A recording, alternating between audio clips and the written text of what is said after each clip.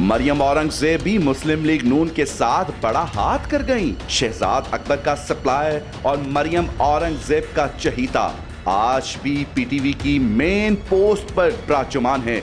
और इस शख्स ने किस तरीके से पाकिस्तान टेलीविजन के सारे सोशल मीडिया विंग को सूबाई इलेक्शन में मुस्लिम लीग नून के खिलाफ इस्तेमाल किया।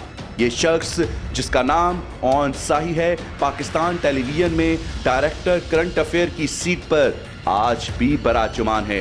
पाकिस्तान टेलीविजन में 100 से ज्यादा लोग डिजिटल मीडिया और इसी तरीके से 100 से ज्यादा लोग रिसर्चर और कंटेंट राइटर के तौर पर काम कर रहे हैं।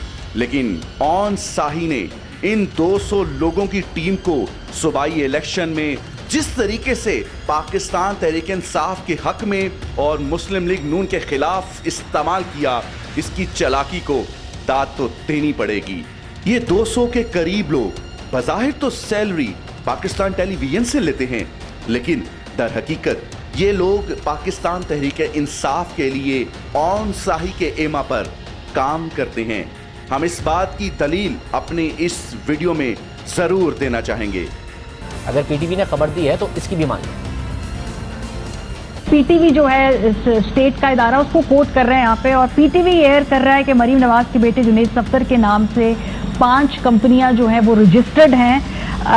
इसमें जो अभी जो ये पेंडोरा लीक्स आई हैं उसके नतीजे में ये खबर सामने आ रही है। तो ये पीटीवी को हम यहाँ पे कोट कर रहे हैं। अब इसको हम मजीद चेक कर रहे हैं। अर्शद साहब, कुछ इस हवाले से आपके पास कोई इंफॉर्मेशन है या अभी थोड़ा सा और इसको तहकीक करनी पड़ेगी?